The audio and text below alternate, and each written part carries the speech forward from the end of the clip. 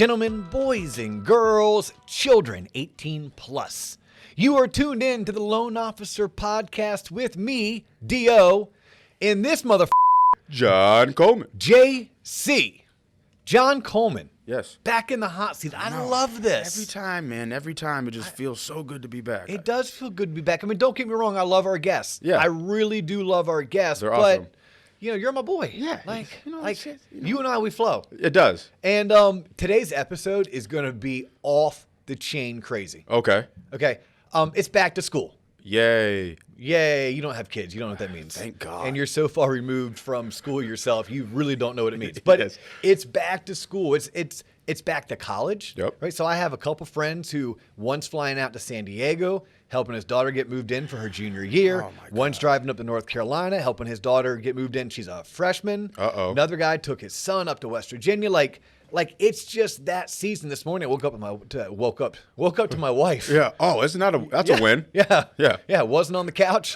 I woke up this morning. I was chatting with my wife, and I was like, "Oh my gosh, is this the second or third week of high school for our son?" She's like, "This is the third week." Damn. Yeah, like it's school season, so why not talk about children and education? Okay. Except children, education, and finance. Okay. Oh, want. I brought in the F word, didn't I? F word. That F word. I brought in the F word, finance. And look, it's a hot topic because we can go 1,000 different ways. We didn't bring in an expert to talk about 529 plans, to talk about state prepaid plans. Yes. But I do want to cover some of those. And then the rest of what I want to do is kind of go back and forth, you and I rapping together. I want to throw out ideas solely so that if you're listening or watching this, it makes you say, Who was that back in the 90s? Make you say, No, it was make you say, No, that was DMX. No, that was Master P. Make you say, that was Master P. Yeah. No. Yeah. No, but I think there was a 1990s kind of like top 40 things that make you say, No, I think things that make you say. No, I think you're butchering the song. You're unbelievable. That's the hook you were singing. That's the verse I heard. Hey, look, if you can't sing, you podcast. Correct. Voice for radio. But nonetheless, here's wow. Here's what we're gonna jump into. Literally, whether it's make you say or you're unbelievable. Yeah, we're gonna unbelievable make you say and whatever the F else you're gonna do. We want to make you think. Okay. I just want to make you think. These are conversations I don't think many people are privy to. And the reason why I say that is because I've gone to enough neighborhood parties. I've sat through enough youth sports events to hear conversations and to know just enough that I'm like, I don't know. Look, I'm not a financial advisor. I don't sell 529 plans, or I live in the state of Florida, so Florida prepaid plans. And I wasn't a college athlete, but I do know several people who were, and I have friends whose adult children have gone on to earn scholarships, both athletically and academically. I know enough to entertain people for the next 25 to 35 minutes and give them some tie downs and some takeaways as it pertains to their children, their children's future education, and how it should be paid for. And more importantly, some of the thoughts that should be going into the decision-making process. How about that? That sounds deep, and I'm ready to dive. Okay, so I think I summarized what we're going to do. So we're going to start like this. It's all off the cuff, and some of it are just going to be straight-up DO-isms. DO-isms, for those of you that don't know, it's shit that may come out of my mouth. Whether it's planned or unplanned is irrelevant. Correct. It's going to come out. It's going to be recorded. It's going to be forever, and I'm going to stand behind it most of the time unless I need to apologize. Let's go. All right, let's roll. 529s, what are they? I think it's a paid toll road in Florida. Possibly. 529. I think it's 528. You're right. 408, 417. But 529 may be a toll road somewhere else in the United States. But 529 plans are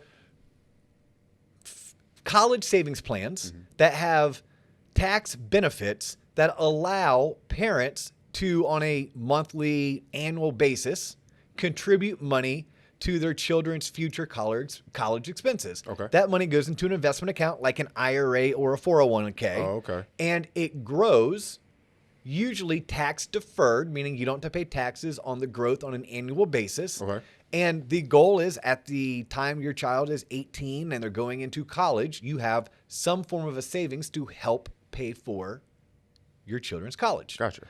Some states, I know the state of Florida does it, I know the state of Georgia does it. They also have college savings plans where you can prepay college where you get in for today's rate. So let's say you have a child. Let's say that child is 8 years old. Well, there's a good chance that in 10 years, college is more expensive than it is today. Yep. So if I was a parent of a 10-year-old, I could go ahead and start contributing money towards a prepaid college plan through the state I live in. But when I do so, that typically will put a fence around which schools my child can attend if they want to utilize that money. Okay. Now, each state and each plan, they're going to have their own caveats where maybe the state of Florida has reciprocity with Alabama or Georgia, or maybe Iowa has reciprocity with Illinois. That's going to get too geeky and detailed for us today. Okay. All I want the audience to understand is that there are ways for you to save for your children's college. It doesn't have to be prepaid. It doesn't have to be 529, and it could be a combination of both. Does that money grow for you at all when you put that money in? Do you get like a higher interest rate, or is it just? I know you said it was tax deferred. Are there any other benefits? So the gains are, again, I'm not a financial advisor, so please, if you're a financial advisor and you're tuning in and I'm saying something wrong, call me out. I'm used to it. I'm married. I get it. The money that you're contributing to your 529, it is an investment account. Similar to an IRA or a 401k, those funds are going into some form of mutual funds or equities or bonds or a combination of their, and that money is growing. So therefore, it's compound interest, compounding over time. We've talked about Law 72 on multiple episodes, and you're getting the benefits of compound interest. Gotcha. That's what you do with a 529. With a prepaid plan through your state, you're typically locking in today's prices. Okay. Versus it's a compounding. Gotcha. It's nope, you're locking in today's price. Now, I'm pretty confident that there is a cash value for the prepaid plan, because what if my child doesn't go to an in-state school? What if my child gets a full ride, whether it's academic or whether it's athletic? Then there should be a way for me to access the money I put in. It may be just the principal's funds that I put in without interest earned. It may not. Again, not for this episode. What's for this episode is people to know there are ways to save.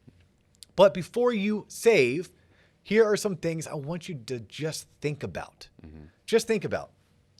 A, how important is paying for your child to go to college?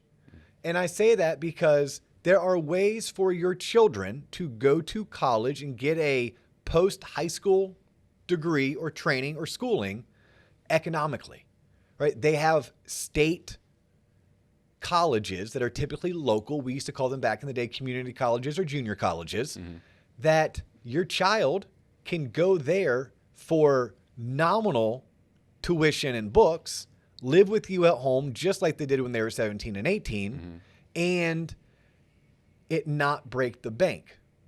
Your child can go into the military. If they go and they serve the military, then the military has what's called a GI Bill.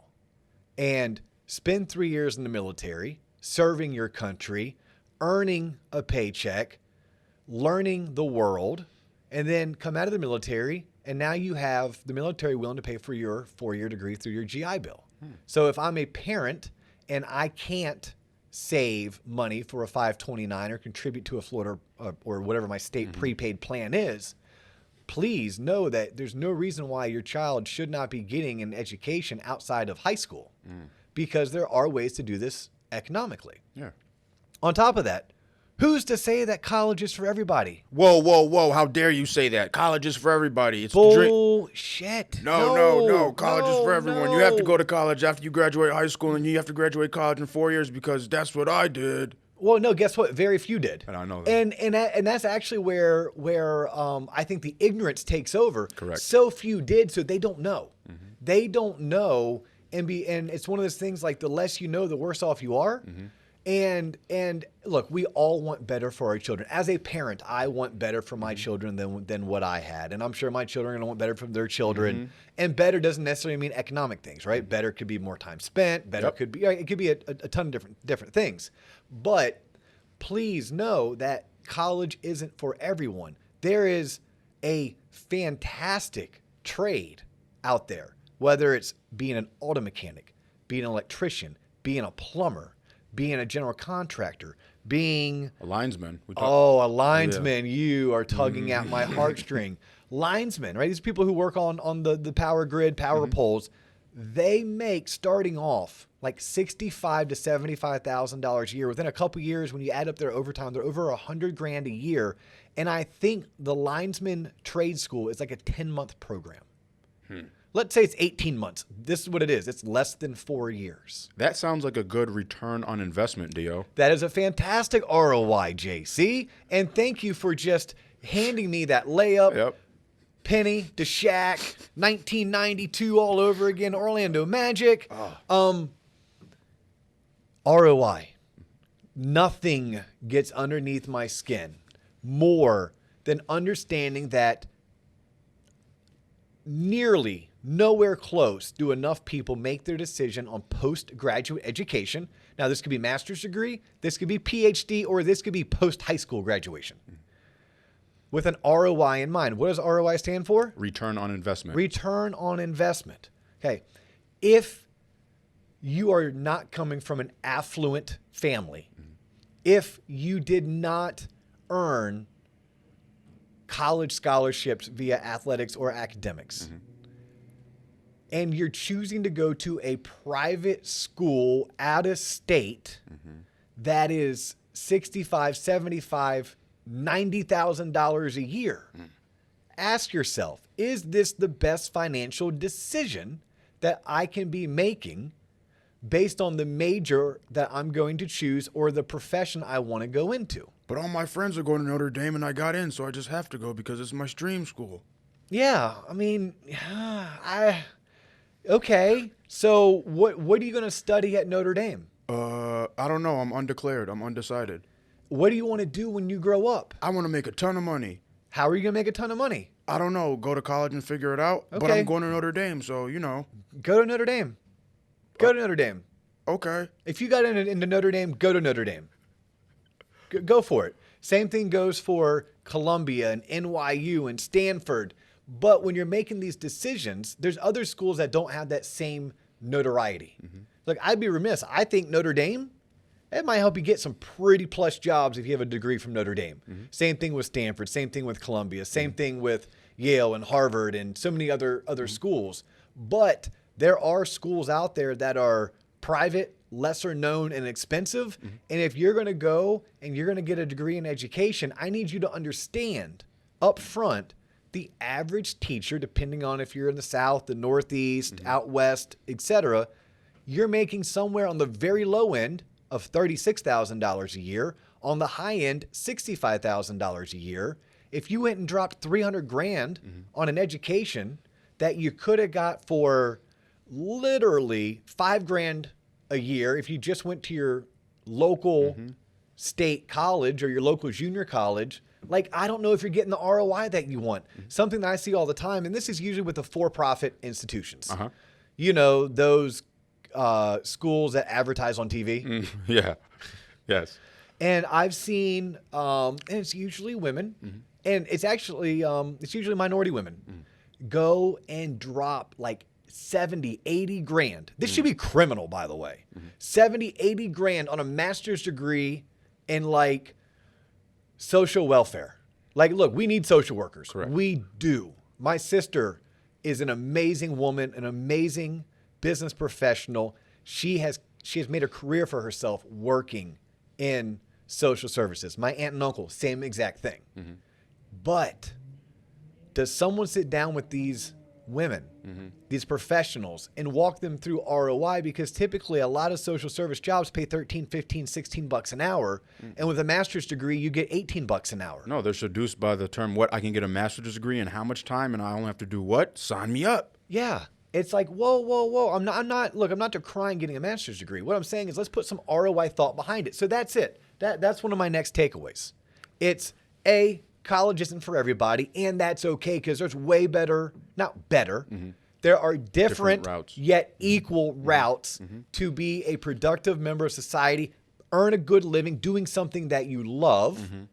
That isn't called going to college. But if you do want to go to college, be realistic. Yeah. Be realistic about where you go, what you study. I'm a friend of mine. He once worked at Duke, Duke University. Okay. And it's actually a story he told me, and I'm going to butcher it a little bit, but I'll try to condense it as well. We were at lunch one day. It's probably like 7 years ago, and we were just kind of rapping back and forth and talking life and kind of like what you and I do most days here at the office. And he found it comical that in his department at Duke, they were searching for someone with an MBA, master's, like an MBA, but Duke University, who was searching for this position and was mandating an MBA, was only willing to pay $48,000 a year. Say what? Duke University, last time I checked, I think their MBA program is easily well over $100,000 just to get your MBA. Correct. And he was like, how asinine is that? He goes, I work in higher education. We're only willing to pay someone $48,000 a year, but we require them to pay us $100,000 just to achieve the designation that we're mandating they have. So he's looking at himself in the mirror while he's saying this and says, "This doesn't." Well, and when by the time I met him, he no longer worked at Duke. Yeah. Look, I'm not trying to throw Duke on the table. One of my good college buddies, Jacob, super smart dude, went to Duke. Got his MBA, and his career took off. Yeah, and his career took off because of his Duke MBA. Yeah. But it was more the hypocrisy of the institution that it's I work here, we charge X, but we're only willing to pay Y. Yeah. He's like, this makes no sense, and it just got me thinking. Well, what if my daughter wanted to go to NYU because she loves the arts, because she loves New York City, but she was adamant that she wanted to be an art teacher and move back to Orlando? I'd run the numbers. I'd have a hard time. We'd have to have a sit down, a heart to heart, and we'd have to walk her through what's it going to cost to live in New York City. What is it that you're going to earn when you get out? How much is tuition? How much are books? Maybe NYU, it's a dream school, but maybe if you want to go into education, it's not the school for you unless mommy and daddy win the lottery. Okay. At which point, I want you to go up there, honey, because it makes your heart smile. Summer camp. And it is, what an awesome opportunity, because there's a lot to be said about the college experience. I'm someone who did not go away to college. Because of that, I'm mandating my children go away to college. I think it's just instilled in us from an early age, because leading up to college, you spend months as a senior in high school meeting with your guidance counselor, going over ACTs, SATs. What do you need to do for your colleges? You finally get the You must have gone to a private school. Yeah. Oh, yeah. Guidance counselors, I thought everybody had them. Yeah. No. Yeah. You. That's that. Okay. We call that growing up a little bit fortunate. Okay. But yes, but it is out there. Yeah. But not every public school has that same support. Most private schools do. I still had to fill in the bubbles in the SAT, so he wasn't taking the for me. Yeah. But you just instill like, all right, I worked this hard to get into college, and then when you get to college, you're like, oh, you're blinded by the college experience to where you're not thinking about your job that you're going to get when you're a freshman, when you're a sophomore, when you're a junior, maybe even a senior. When you graduate and try to start, going in the real world, applying to these jobs, you're thinking like, I have a college degree. This is the best thing. A lot of times I was going to school with kids that were going to get their MBA right after they graduated senior year. Because they really didn't know what to do. I was one of those kids. I was talking to my mom. I was like, maybe I should just get my MBA. You know why? Because it says MBA. Yeah, I'm not a fan of that, by the way. But it's like in a thing that's just like, just keep on going. And I know some people that got their MBA and then stayed in Tampa because that's where I went to school. And then it's like, yeah, I'm a fresh college graduate. I have an MBA. Give me a job. And it's like, you have no experience. You have no life experience. You have no life experience. All. Yep. ROI. ROI is a term that needs to be used when you're making your initial decision, when you're thinking about grad school, when you're choosing your grad school, when you're trying to figure out, do you really want to go to college or not? ROI should be factored in. Parents, we started this topic discussing financing or paying for your children to get. Look, it's not on you. I'm here to tell you today, it is not on you to pay for your children's post-high school training, their education. If you can do it, fantastic. If you want to do it, fantastic. But it's not on you. Don't let anyone make you think any different. What is on you is to teach your children manners, teach your children how to be good people, provide for them in terms of shelter, food, and the most important 4-letter word, love, right? Another word, support, right? Let them know that if they think it, they can do it, and that it takes hard work. Mm-hmm. But it's not on you to pay for it. Now, if you can and you want to, high five. Mm-hmm. But do yourself a favor. Do not put paying for your college, your children's college, or any other type of trade school over your ability to live a debt-free life, your ability to retire and to retire well. And we see that. We see that day in, day out, where so-and-so has all this money pouring into their child's education, yet that same person, by the time they're 65 or 67 or even 69, they're nowhere close to where they need to be in order to retire. What do you think has changed from a social standpoint? Because you're a parent, and back in my day when I was growing up, and this goes with my peers, same age group, if I looked at my mom and like, I don't want to go to college, I want to do something else, she would have said, no, you're going to college because that's just what you do.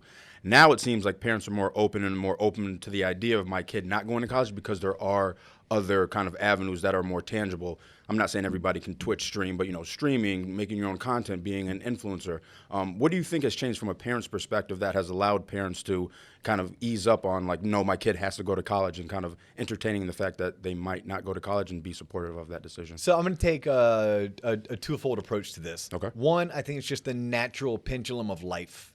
I think we swung from very few being college educated to too many college educated, and therefore the trade to become attractive again, because it used to be you had to know someone who knew someone to get into a union if you're in the Northeast. Not so much anymore, right? And because trades came at a high demand, supply and demand dictates that those people earn a much better living than they did so just 20, 30, even 40 years ago. So I think some of it is pendulum. I think the other part is you don't know what you don't know. So when the baby boomers, who most were not college educated, started stressing to their children that they become college educated, those people went to college, then they became adults, then they realized what a farce that higher education was in the big grand scheme of things for most, not for all. Correct. Please. Yeah. We're generalizing. I understand. Yeah. Look, you cannot be an effective so many things in life, whether it's an engineer, whether it's an educator, whether it's a nurse, a doctor. I mean, there are so many. I'll even say a business professional. Yeah. Now, there's a lot in business you can learn just by doing. You can. Marketing. That's but but even still, it's nice to have that formal education. It is. And an education for those parents who are considering why their children should go, it's a freaking insurance policy that says, yes, I can. Yeah. I mean, it's like going skydiving with $1 million life insurance policy. Yes. Would you rather go skydiving with or without that life insurance policy? Would you rather go in the job market with or without that college diploma? Yes. And statistically, it is proven that college graduates out-earn non-college graduates something crazy, like threefold. Yeah. Okay, but that doesn't mean college is the end-all, be-all. But my point being, do not put your child's education and the financing of it ahead of your own personal financial needs, wants, and goals, because your children can, A, go to school economically. We talked about that, staying local, utilizing the military, educational scholarships. I'm going to come back to athletic scholarships. Your children can take out student loans. I know right now it's like, so, oh my God, stay away from student loans. But it's like anything in life, in moderation. If your child is willing to apply for certain scholarships, choose state colleges because they're cheaper, work. Oh my God, yes, kids. 12 to 15 hours of college is a joke. You should be able to work 20 to 25 hours a week. Yeah. There's a reason why we joke about surviving on ramen noodles. That's kind of what you do. It's part of the fun. It's part of the adventure. Yes. You do not need to be Uber Eating 3 meals a day plus hitting the club in every spring break, right? It's part of going to college. Part of that experience is living kind of hand to mouth, right? Yeah, got to. So understand, parents, it's okay for your children in moderation to obtain student loans because your children, they can borrow for their higher education. You cannot borrow for your retirement. You cannot borrow yourself out of debt. You cannot borrow yourself out of having no mortgage. So do not put that meaning your children's education, ahead of things like your retirement, living with no consumer debt, paying off your mortgage. So many times we do that. Last topic, and I think our time's probably going to run, and I'm getting all heated and fiery. It happens. Yeah. Whew. I mean, let me take a sip of water real quick for this last bit because I'm going to talk about athletic scholarships. Whoa, come on, man. Yeah. But little Johnny, man, I took him to his coach, and he says he has something special, man. I think if we just stick at it, he has a good shot to go D1. Okay, perfect. Okay, high five. High five. Deep breath, calm down. Deep breath. Hey, mom. Yeah, I'm looking at you, not my mom, just any mom. Sitting at your daughter's gymnastics meet, your son's lacrosse, your daughter's softball. I know what's in that sippy cup. Put it down. This is the third practice this week, but the coach said it was mandatory, so. Put it down. And look, I'm a parent.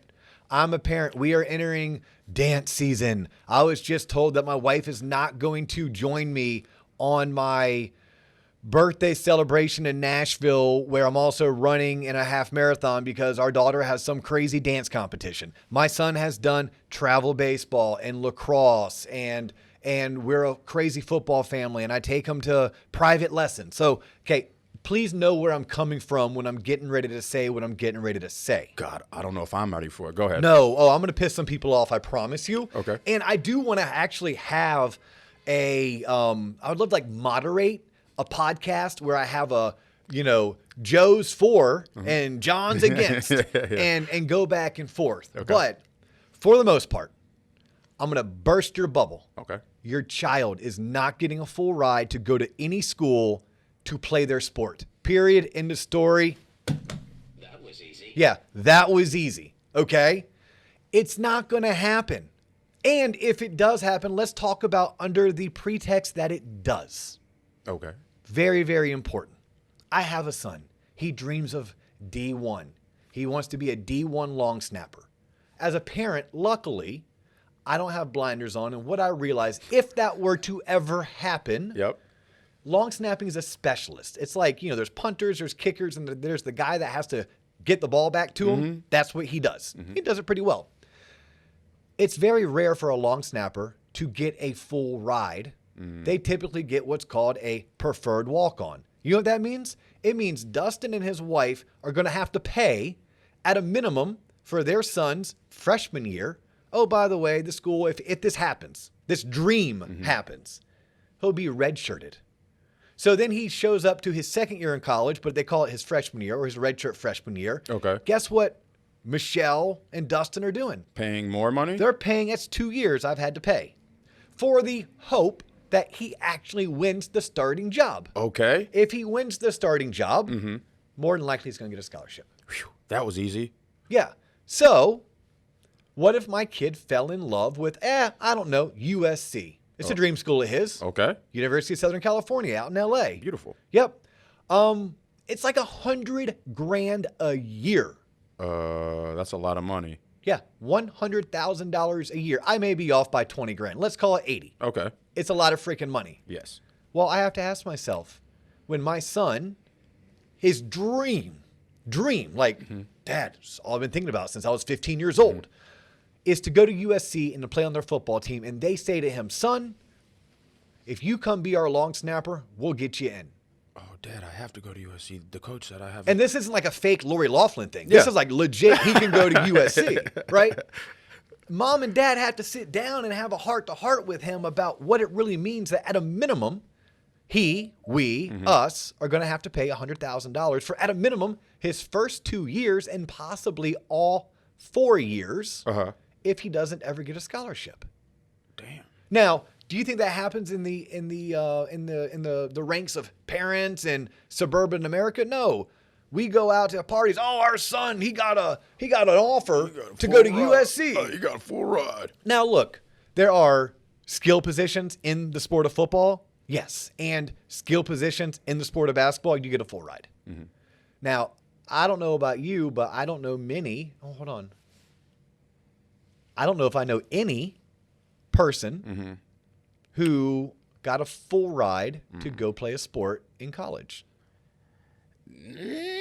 I mean, I know them because, like, you know, I watched them on TV. Yeah. But I don't personally know them. No. Talk about law of percentages. What would you say the average is? You talk about what? What's the percentage? Tiny. I don't even know. That's a whole separate show. 0.0001. But so let's talk about this.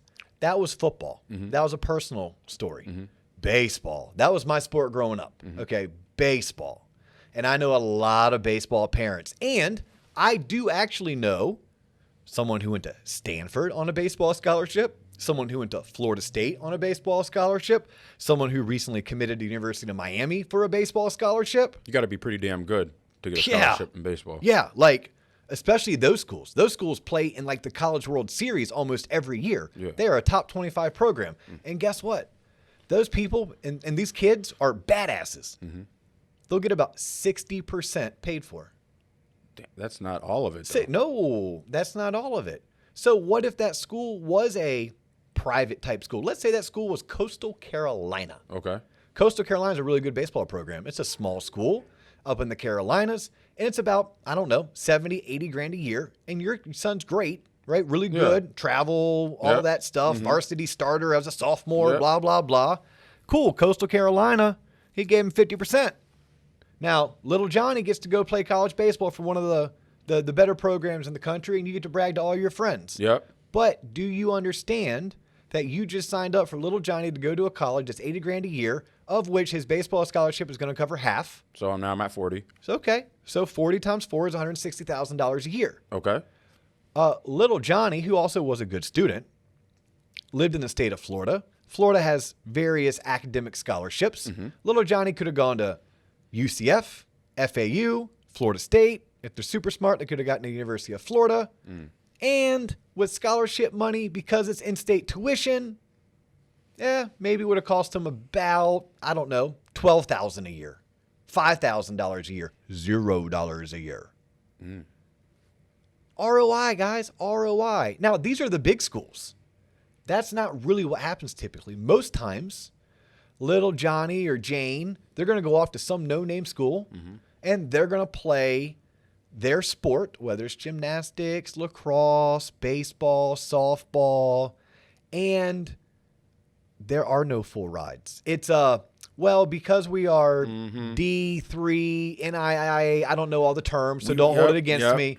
We don't give academic scholarships, but we can give you a partial academic, and we're going to give you, again, let's use the number, 40, 50, 60% of a small private school in a podunk town in a no-name state. Correct. So that they can play their sport, get a basic degree. Yes. And, oh, by the way, high five, they got a scholarship, go brag to your friends. You and Junior are 200 grand in the hole. Yeah. Because you went to a school that was 100 grand a year. They gave you a 50% scholarship, academic, and you picked up the other 50% where you could have just stayed in your state and gone to a really good school for much less money and got the same degree and maybe enjoyed other experiences. Maybe you were, I don't know, part of student government, or maybe you were part of a certain sorority or fraternity. Maybe you did a study abroad program. Because when you do play college sports, and I know this from my friends who did it, it's a full-time job. Yeah, no, that's all you do. You better love the sport or think you're going to go pro. In fact, that was the advice. The guy's name is Brian Deibler. He may not even remember who I am, and he sure as hell will probably never remember telling me this. But I can tell you, we are at the bowling alley in Longwood. He was 2 years older than me. He went off to play college soccer. And I was just good enough. I could have gone to one of those no-name schools to play baseball as long as mom and dad had the money and they were willing to pay for you to be on the team. That's what it is. Yeah. You said it, not me. And he said, look, unless you really love the sport or you think you can go pro, he's like, I wouldn't suggest it. Do you know whose fault this is? Whose fault this all kids thinking they can go pro? Karen. No. It's Karen's fault. It is QB1 on Netflix and Last Chance U on Netflix. But hold on. But this has been going on before that. It has, but now there's a platform. Now every kid with the shiny, every kid now has a visor. You know, kids can't, he's on defense, doesn't even start. He's a punter, has a visor. Why does he look like that? Every kid is decked out. Every kid can't, shooting at the wrong basket. He has the Carmelo arm sleeve, though. All these programs, all these programs. Because, did you do that growing up? Were you that kid? No, you know what I'm saying? I was just normal. I knew I was never going to make it. And I knew the best kid at my school was never going to make it. But now kids binge. I even watch it. I see how kids are idolized at, like, kids are freshmen. And you literally see him grow up on Netflix. And now he's like, damn, he's actually like the starting quarterback at Oklahoma. Kids get like, oh, that can be me. No, little Timmy, it's not going to be. But this started back in the 1990s at least, because that's when I was a prep student athlete. And my parents, and they didn't know any different. And we didn't have anyone doing shows like this that we could have tuned into to, like, at least make us take a step back. Look, everything I'm saying is not the end-all, be-all. This is just enough to scratch the surface to make you want to say, ooh, wait a minute, I should look into that. So I'm going to throw this out there, and then we'll probably wrap up the show. Okay. Because how about this? And when I was talking about my personal life, neither me nor my parents knew that there was no such thing as a full ride in baseball until 5 years ago. It was 5 years ago that my two business partners, who both played collegiately, one played professionally, it wasn't until then that they informed me there was no such thing as a full ride. Like, according to them in the story they told me, even like A-Rod, Alex Rodriguez, wasn't offered a full ride. Like, I think the University of Miami still only offered him like 70 or 80%. One of the best players ever to play the game. So it goes back that far. Damn. I don't think parents just don't know, because most parents, they themselves weren't a D1 athlete.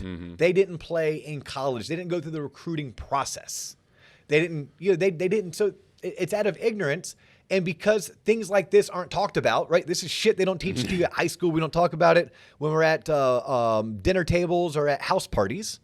It just, we don't know until we don't know. And then once we figure it out, it's too late. Yeah. So I want to run this past all the parents who are paying for dance, gymnastics, violin lessons, baseball, football, all the private travel. We're in this state and this hotel. Look, it's fun. I'm never going to take away the fact of the life experience and the memories you're making and the friends that you're making, et cetera, et cetera, et cetera. If you can afford it, sure, why not? If you can't afford it, sure, why not? Take a step back and put yourself in check. Yeah. Seriously. At some point, little Johnny can sacrifice so that you don't have to. Little Johnny or Jane can sacrifice so you don't have to. But this is why I want someone to run these numbers. I would love for someone to sit down and tally up the money they spent last year on gymnastics, on lacrosse, on softball, on baseball, on private lessons, on sending their kids to literally, and I do this, I'm that parent too, sending their kids to training, like it's combine training and they're 12 or 13 or 10 years old. Take that money that you're adding up, dump it into one of those 529s that I opened up the show. Let's say you start it when little Johnny or Jane is 8 years old. So you do it for a whole entire decade. Guess what? You just paid for your kid to go to college. High five to you. There's a freaking scholarship. Scholarship of mom and dad, because you realized early on that driving my kid 4 hours to this weekend-long tournament so they can play 5 games, stay in a hotel room. We have to spend money on gas, hotel, entry in and out. I got to pay for the league, plus the private lessons, plus the equipment. Oh yeah, plus food because someone got to eat, right? Concession stands, everything, and plus everything else you're giving up, right? Your sanity, your own health, et cetera, et cetera. Instead of doing that, I enrolled them in the local league. I let them play things like All-Stars, or we did some of those events, but not all of the events. But I took the money that I was going to spend, and well, first, I made sure I had no consumer debt. Then second, I made sure I had 6 months reserves. And third, I made sure that I was contributing to my 401k and or an IRA. But okay, all that's taken care of. I'm putting money into my kids' 529 so that when they graduate, I can sit down with them and have a heart-to-heart and say, I have some great news for you. You know how we didn't do all those tournaments, or you know how we didn't go crazy into the travel, or you weren't getting private lessons and coaches? It's because Mom and I figured out early on, you probably weren't D1 potential, but we wanted to make sure that if you wanted to go to college, we could pay for it. We did, honey. We did, son. We did that because we were smart enough to step back at some point in your life and say, what's realistic and what makes sense financially? If we were running our household like a business and a profitable business, what type of decisions would we make? Now, if you can do all of that because you are fortunate in terms of your monetary success in life, then high five. How much in fact, pay for you and pay for the 2 kids that are your kids' buddies, but they shouldn't be on the team, but they are. And when I say they shouldn't, not because of their skill set, but because of their current financial place in life. But if it's like, but if you can't, you don't necessarily have to. And really know what it looks like for your child to go play a sport in college. What does it mean to them, their college experience? But what does it mean to you guys financially? Because getting a scholarship to a no-name school in a podunk town in a no-name state to get a basic degree, and that same degree cost you 2 to 3 times as much money as it would have to go to the large, really fun state university? I don't know about you guys, but for me, I like the large state university. It's going to cost a third and give me or my child the better college experience than what I mentioned before.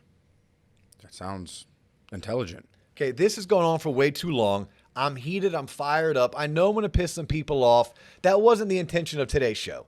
Today's show was kids, college, finances, things that make you say, Just consider it. Deep breath, step back. If you have questions, if you want to call me out, if you want to tell me how I was wrong or inconsiderate or rude, I'd love to hear from you. Just like I'd love for you to share this content. I'd love for you to subscribe. Check us out on Instagram, on Facebook, on YouTube, The Loan Officer Podcast. I'm Dustin Owen, but they call me D.O. He's John Coleman. We call him everything from JC to Coleman. Just don't call him John, and don't call him late to the party. That is all we have for today. We'll catch you on the flip side, and thank you for tuning in. Peace. Deuces.